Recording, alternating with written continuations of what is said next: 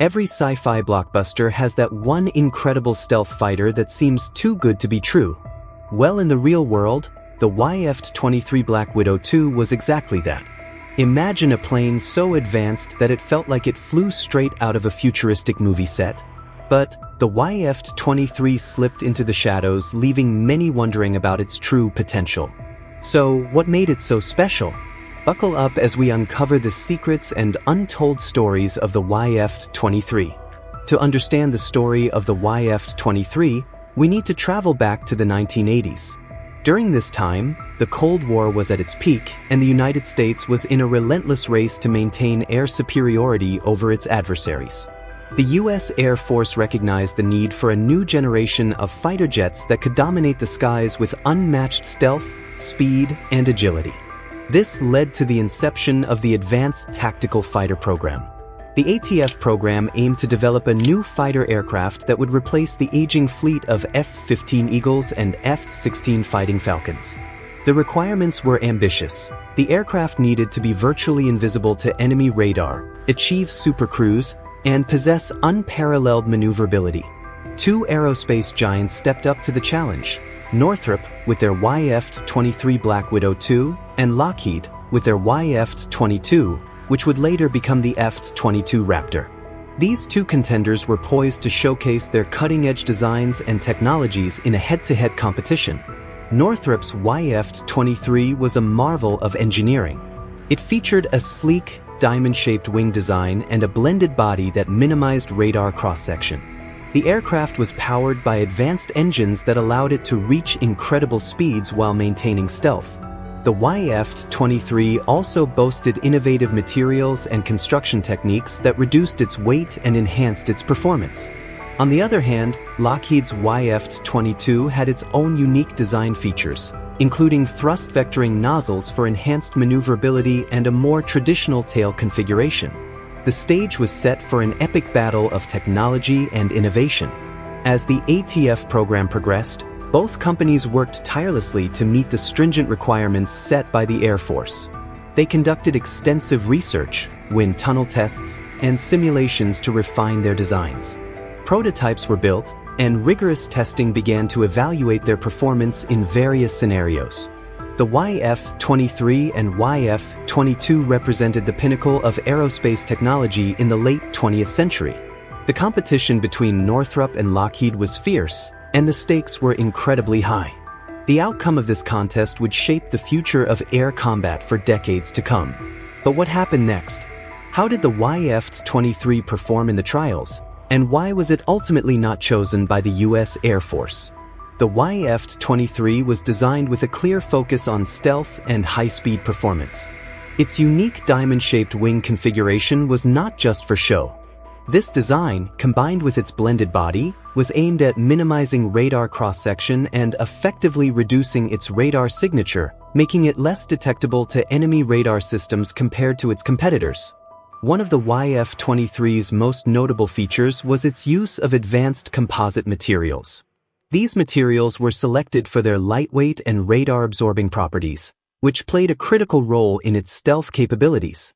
The YF-23 was also powered by two Pratt & Whitney F-119 engines, which were capable of thrust vectoring. This provided the aircraft with exceptional speed and maneuverability. The engines allowed the YF-23 to achieve supercruise, meaning it could fly at supersonic speeds without relying on afterburners. This capability was a significant advantage in terms of fuel efficiency and maintaining stealth.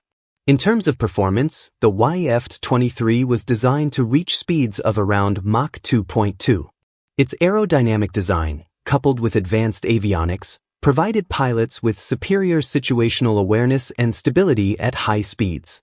The aircraft's design also included features such as a forward-swept wing and canards, which contributed to its agility.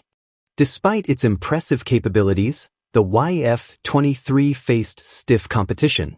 The YF-23 faced some challenges. One of the critical factors that influenced its lack of adoption was its relatively higher cost and complexity. The YF-22, with its more traditional design and proven technology, was seen as a more practical choice for the Air Force. The YF-22's thrust vectoring and advanced avionics provided it with greater agility, which was deemed crucial for the intended role of the aircraft. Moreover, the YF-23's advanced stealth features and design were praised, but the complexity of its systems and the high costs associated with its development were significant concerns. The decision-makers at the Air Force also took into account the overall risk and long-term operational costs, which played a role in their decision to favor the YF-22. As the competition progressed, both aircraft underwent extensive testing to assess their performance under various scenarios. The results showed that while the YF-23 excelled in stealth and speed, the YF-22's versatility and lower operational costs made it a more attractive option. So, what did these tests reveal about the YF-23? How did it perform under the pressure of real-world scenarios? This was where the aircraft's capabilities were rigorously assessed to determine how well they aligned with the demanding requirements of the Advanced Tactical Fighter program. Both the YF-23 and its competitor, the YF-22, were nearly evenly matched in terms of core specifications. Both prototypes had similar engine performance with around 35,000 pounds of thrust each and the ability to achieve Mach 2.2 top speeds. They also had comparable combat operating ranges, though there were notable differences. The YF-23 was a lighter aircraft with a maximum range of up to 4,800 kilometers, surpassing the F-22's range of 3,200 kilometers. Its airframe design featured a radar cross-section that was almost invisible, akin to the stealth capabilities of the B-2 bomber. This superior stealth was one of the YF-23's standout features, potentially offering unique advantages in stealth operations. In terms of speed, the YF-23 demonstrated impressive performance. It was capable of supercruise up to Mach 1.6, allowing for high-speed flight without the need for afterburners. This capability would have been beneficial for beyond visual range engagements, enabling longer periods of supersonic flight while maintaining stealth. With afterburners engaged, the YF-23 could achieve a top speed of Mach 2.6, slightly faster than the F-22's Mach 2.2, though the exact top speeds of both aircraft remain somewhat speculative. However, the YF-23 faced significant challenges during its testing phase. On October 30, 1990, test pilot Bill Lowe experienced a dangerous situation when the outer layer of the windscreen on the YF-23, known as gray ghost, shattered at Mach 1.5. Fortunately, the polycarbonate layer remained intact, allowing the aircraft to return safely. This issue was not isolated, as a similar problem occurred with the YF-23 prototype Spider. These windscreen failures were serious, as any breach in the specially designed windscreens could increase the radar cross-section, compromising the aircraft's stealth capabilities. The YF-23 also encountered mechanical issues. During P-2's second flight, one of the GE engines failed to accelerate properly, necessitating a single-engine landing. In another incident during Flight 3, a plugged fuel line caused the fuel tanks to overpressurize, creating a potentially dangerous situation. Thankfully, this issue was detected in time, and the aircraft landed safely. These technical problems were addressed with maintenance efforts, but they underscored the challenges faced by the Northrop team.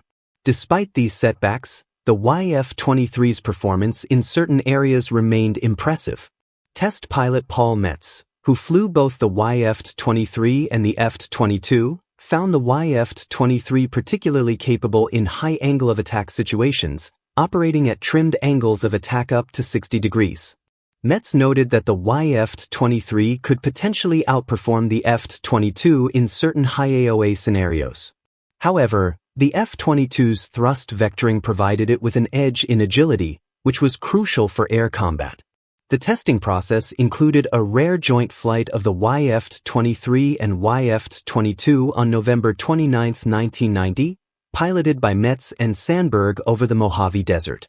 This event marked the only time the two aircraft flew together. The following day, the YF-23's first prototype, Gray Ghost, was retired and focus shifted to the second prototype, Spider. With the program's funding running low, efforts were concentrated on testing Spider's supercruise capabilities, though the results were never publicly disclosed. On December 18, 1990, a final joint flight was conducted for a photo shoot with Lockheed's YF-22 prototype.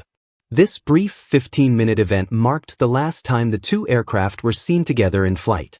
Later that day, test pilot Ron Johnson flew the YF-23 on its final mission, a 2-hour test flight. After this, both YF-23 prototypes were grounded, and the program began winding down.